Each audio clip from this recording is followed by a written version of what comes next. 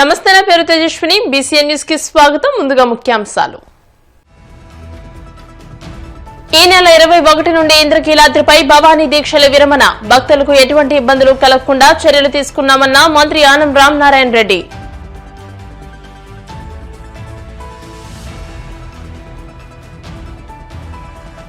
గోవిందనామ స్మరణతో మార్మోగిన కోనసీమ తిరుమల. వాడపల్లి వెంకన్న దర్శనానికి పోటెత్తిన భక్తజనం.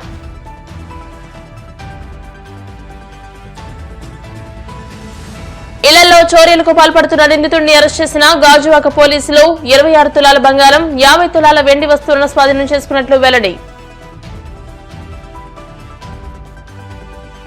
చాపాడు ప్రభుత్వ ఆసుపత్రిని ఆకస్మికంగా తనిఖీ చేసిన మైదుకూరు ఎమ్మెల్యే పుట్టా సుధాకర్ యాదవ్. ఉదయం 10 దాటినా విధులకు హాజరు కాని సిబ్బందిపై ఆగ్రహం. విజయవాడ ఇంద్రకీలాద్రి కనకదుర్గ అమ్మవారి దీక్షల సందర్భంగా ప్రత్యేకమైన యాప్ ని లాంచ్ చేసినట్లు దేవాదాయ శాఖ మంత్రి ఆనం రామనారాయణ రెడ్డి తెలియజేశారు. ఈ సందర్భంగా ఆయన మాట్లాడుతూ ఈ నెల 21వ తేదీ నుండి భవానీ భక్తులు మాల విరమణ నేపథ్యంలో ఇంద్రకీలాద్రికి వస్తారని పేర్కొన్నారు. ఏటా సుమారు 5 లక్షల పైచిలుకు భక్తులు అమ్మవారిని దర్శించుకుంటారని తెలియజేశారు. ఈ క్రమంలో భక్తులకు ఎటువంటి ఇబ్బందులు రాకుండా చర్యలు తీసుకుంటున్నట్లు తెలియజేశారు. భవానీలు రోజుకి ఎంతమంది వస్తున్నారని ఈ రోజు లాంచ్ చేసిన యాప్ ద్వారా తెలుస్తుందని అన్నారు. భవానీలు ముందుగానే ఈ యాప్ లో వారు ఎప్పుడు వస్తారో సమయాన్ని కూడా నమోదు చేసుకోవచ్చని ఈ యాప్ ని సద్వినియోగం చేసుకోవాల్సిందిగా భక్తులకు సూచించారు. భవానీల యొక్క దీక్ష 21వ తారీఖు నుంచి 25వ తారీఖు వరకు దీక్షా విరమణ సమయం ఉంది. 5 లక్షలకు పైన భవానీలు ఇంద్రకీలాద్రిపైకి అమ్మవారి ఆశీస్సుల కొరకు వచ్చి దీక్ష విరమణ ఈ 5 రోజుల్లో జరుగుతుంది. 20 రోజుల పాటు కొంతమంది, 40 రోజుల పాటు కొంతమంది దీక్షలు జరిపి దాదాపుగా ఈ 5-6 లక్షల మంది భవానీలు ఈ 4-5 రోజుల్లో ఇంద్రకీలాద్రి దగ్గర అమ్మవారి దగ్గరికి రావడం, ఆశీస్సులు పొందడం జరిగింది. దానికి అవసరమైనటువంటి ఏర్పాట్లన్నీ కూడా ప్రభుత్వ అనుమతులతోటి ఆలయ అధికారులు, వేద పండితులు, ఆగమశాస్త్ర పండితులు అందరూ కలిసి అన్ని రకాల ఏర్పాట్లు కూడా చేయడం జరుగుతుంది.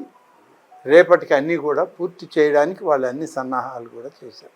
21వ తారీఖు నుంచి భవానీలు వచ్చేటువంటి వాళ్ళు దీక్ష విరమణ సమయంలో అమ్మవారి పూజలతోటి వారికి ఇక్కడ అన్నప్రసాదం కూడా ఏర్పాటు చేయడం జరుగుతుంది.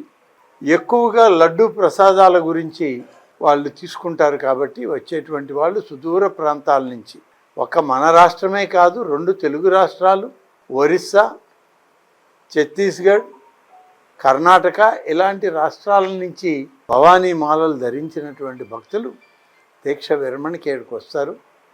వారు వచ్చినప్పుడు అన్ని రకాలుగా సదుపాయాలని ఏర్పాటు చేయాలని చెప్పి దేవాదాయ శాఖ అధికారులు, ఈ ఆలయ అధికారులు అందరూ కలిసి నిర్ణయించడం జరిగింది. ఆ ఏర్పాట్లన్నీ జరుగుతున్నాయి. కలశ జ్యోతి కార్యక్రమం ఇవాళ ఉంది. దానితో పాటు ఈ ఏర్పాట్లన్నీ కూడా పరిశీలించాం. ఈ ఏర్పాట్లన్నీ సజావుగా సాగాలని, నవరాత్రుల ఉత్సవాల్లో ఎలా అయితే భక్తులందరికీ ఆమోదయోగ్యంగా వారికి అనుకూలమైనటువంటి దిశలో మనం ఏర్పాట్లు చేశామో ప్రభుత్వం నుంచి అదేవిధంగా సహకారం, అనుమతులు ఉంటాయి. భవానీల దీక్షకు కూడా అంతే ప్రాధాన్యత ఇచ్చి చేయాలి అని చెప్పి అధికారులందరినీ కోరాం. వారు కూడా దానికి తగ్గట్టుగా అన్ని ఏర్పాట్లు చేస్తున్నారు. ఒక సమగ్రమైనటువంటి యాప్ని దుర్గా మల్లేశ్వర స్వామి దేవస్థానానికి సంబంధించినటువంటి పూర్తి స్థాయిలో ఈ సమగ్రమైన యాప్ని ఇవాళ దీన్ని ఉపయోగంలోకి తెచ్చాం. గతంలో ఉన్నప్పటికీ కొన్ని అంశాలు ఇందులో జోడించలేకపోయాం. ఇవాళ అవి కూడా చేసి భక్తులకు కానీ అధికారులకు కానీ ఎలాంటి ఇబ్బందులు లేకుండా ఎక్కడెక్కడ క్యూ లైన్లు ప్రారంభమవుతాయి, ఎక్కడ మనం వెయిటింగ్ హాల్స్ ఉన్నాయి, ఎక్కడ పార్కింగ్ ప్లేస్లు ఉన్నాయి, ఎక్కడ అన్నప్రసాదాలు ఇస్తున్నారు, లడ్డు కౌంటర్లు ఎక్కడున్నాయి, అలాగే అమ్మవారి దర్శనానికి వెళ్ళే క్యూ లైన్ల కౌంటర్లు కూడా ఎక్కడెక్కడ ఉన్నాయి అనేటువంటిది అన్నిటికీ సంబంధించిన సమగ్రమైనటువంటి యాప్ని ఈరోజు విడుదల చేశాం. దీనిని ప్రతి ఒక్కరు కూడా వీక్షించి అవసరమైన వాళ్ళ కార్యక్రమాలకి ఈ యాప్లో అన్ని రకాల సదుపాయాలు కోనసీమ తిరుమలగా వర్ధిల్లుతున్న వాడపల్లి శ్రీ వెంకటేశ్వర స్వామి ఆలయం భక్తులతో కిటకిటలాడుతోంది. శనివారం స్వామికి ప్రీతికరమైన రోజు సందర్భంగా ఆలయంలో ప్రత్యేక పూజలు నిర్వహించారు. స్వామివారి దర్శనానికి వచ్చిన భక్తులకు ఎలాంటి ఇబ్బందులు తలెత్తకుండా ప్రత్యేక ఏర్పాట్లు చేసినట్లు ఆలయ అధికారులు తెలిపారు. భక్తులు అధిక సంఖ్యలో హాజరై స్వామిని దర్శించుకుని మొక్కులు చెల్లించుకున్నారు.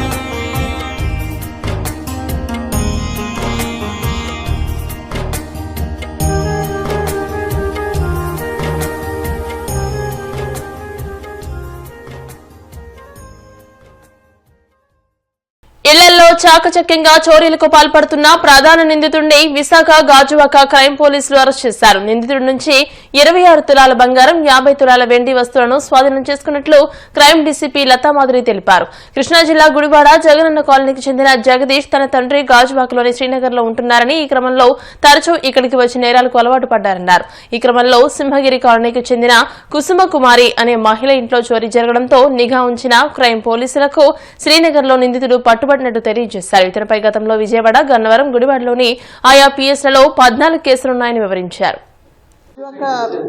క్రైమ్ పోలీస్ చాలా చక్కగా ప్రతిభ కనబర్చి ఒక ఇంపార్టెంట్ DHB అంటే పగటిపూట దొంగతనాలు చేసే DHB అఫెండర్ అని పట్టుకున్నారు.